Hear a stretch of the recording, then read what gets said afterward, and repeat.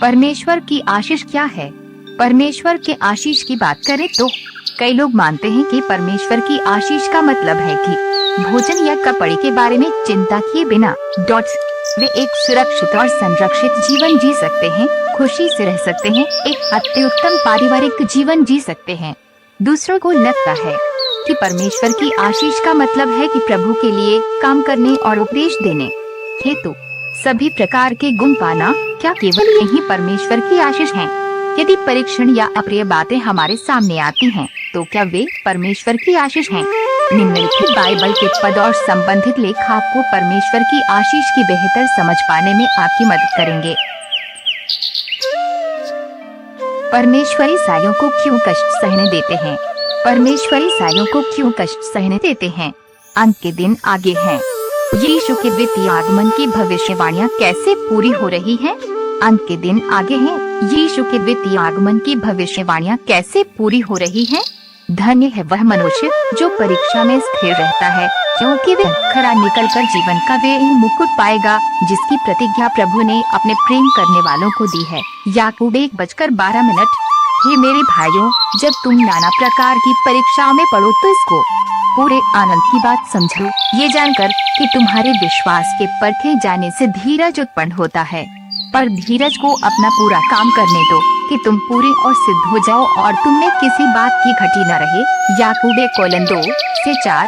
तूने मेरे धीरज के वचन को थामा है, इसलिए मैं भी तुझे परीक्षा चश्मे में बचा रखूंगा, जो पृथ्वी पर रहने वालों के परखने के लिए सारे संसार पर आने वाला है। प्रकाशित वाक्य 3:10। जिसके कान हो वह सुन ले कि पवित्र आत्मा कलीसियाओं से क्या कहता है। जो जय पाए, मैं उसे उस जीवन के पेड़ में से जो परमेश्वर के स्वर्गलोक में है फल खाने को दूंगा। प्रकाशित वाक्य में 2:7।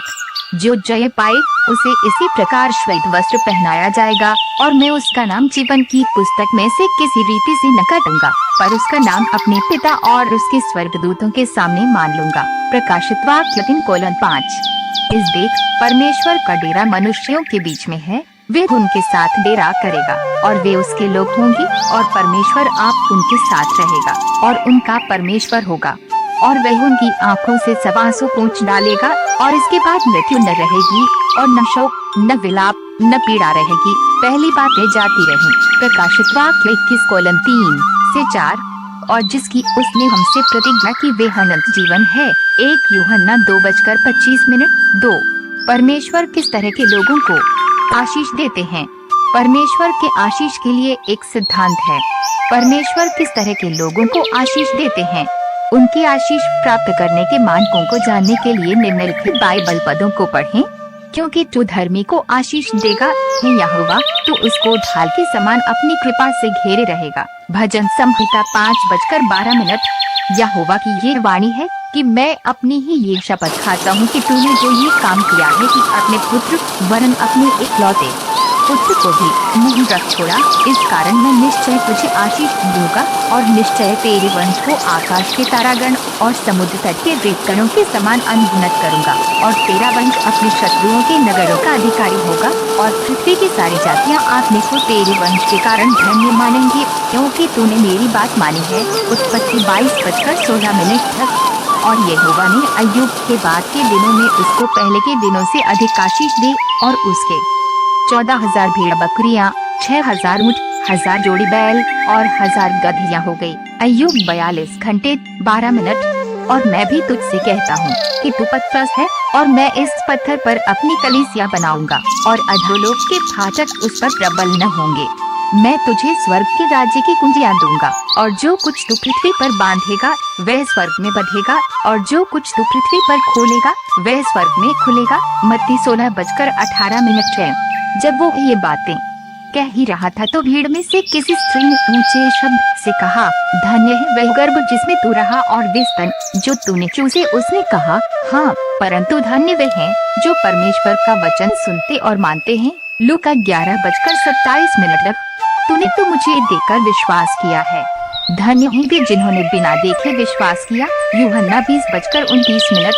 धन्य वे हैं जो अपने वस्त्र धो लेते हैं, क्योंकि उन्हें जीवन के पेड़ के पास आने का अधिकार मिलेगा और वे फाटकों से होकर नगर में प्रवेश करेंगे। प्रकाशित वाक्य 22:14। तब स्वर्गदूत ने मुझसे कहा, ये लिख कि धन्य वे हैं जो मेमने के विवाह के भोज में बुलाए गए हैं। फिर उसने मुझसे कहा, ये वचन परमेश्वर के सत्य वचन है। प्रकाशित वाक्य 19:9।